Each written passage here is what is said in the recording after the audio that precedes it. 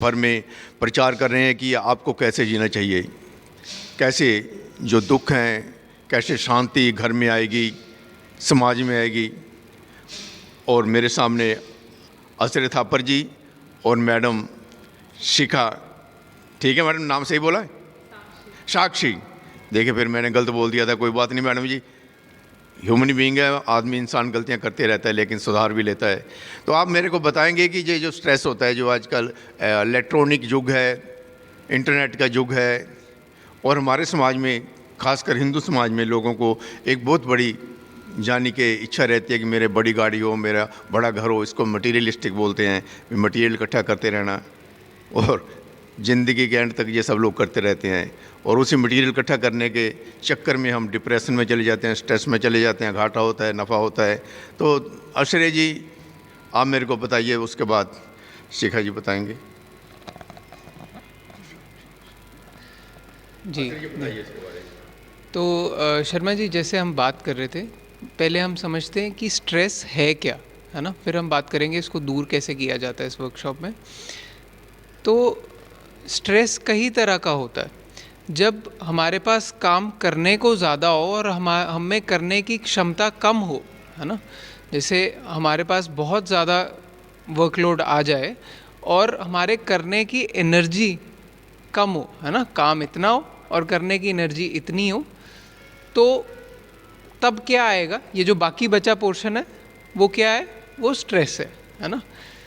तो अब हम काम को तो कम कर नहीं सकते है कि नहीं? क्या हम कह सकते हैं अपने बॉस को कि भाई ये मैं नहीं करने वाला, ये तू कर ले ये नहीं हो सकता, है ना। काम को कम नहीं कर सकते, वो एनर्जी को कैसे बढ़ा सकते हैं, वो अपने शरीर में ऊर्जा को, प्राण कहते हैं, प्राण, जैसे कभी कोई चले जाता है तब तो हम ये वर्ड सुनते हैं कि भाई उसके शरीर से उसके प्राण चले गए, लेकिन वो प्राण है क्या और वो एनर्जी क्या है, वो शक्ति क्या है, उसके बारे में जानने की हमने अपनी ज़िंदगी में कभी चेष्टा नहीं की, है ना। जैसे आपने बताया, हम सुख को दो तरीके का सुख होता है, एक तो बाहर से आने वाला सुख और एक अंदर से आने वाला सुख, है ना।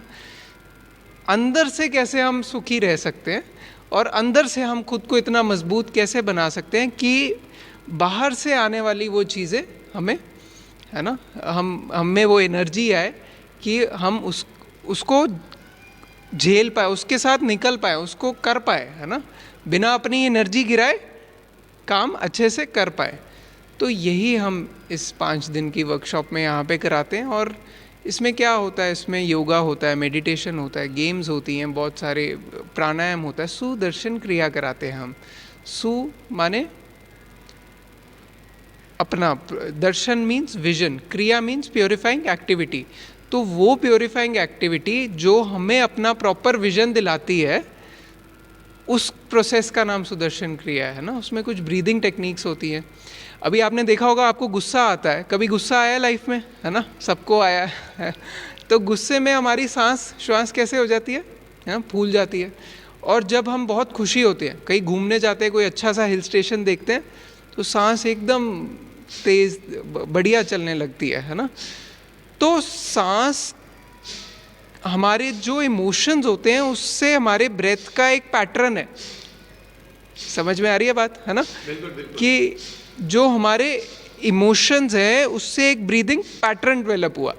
अब ब्रीदिंग पैटर्न से हम इमोशंस को कैसे चेंज कर सकते हैं, इस प्रक्रिया का नाम, और इससे कैसे, ये हम इस 5 दिन की वर्कशॉप में सिखाते हैं। और उससे गुस्सा आ रहा है ना, आप लंबी सांस खींचो तो गुस्सा आपका ठंडा हो जाता है। बिल्कुल, लंबी, आपने ब्रेथ का जब पैटर्न चेंज कर दिया उस पर फ़र्क पड़ता है, लेकिन हर बार नहीं वो होता, है ना, क्योंकि हमारा ब्रेथ का नॉर्मल ब्रीदिंग पैटर्न ही फास्ट हो गया फिर, है कि नहीं। 2-3 एक डेढ़ मिनट के लिए तो आप लंबी गहरी सांस ले लेंगे, पर हमारी नॉर्मल प्रक्रिया में हमारा ब्रीदिंग पैटर्न क्योंकि छोटा हो गया।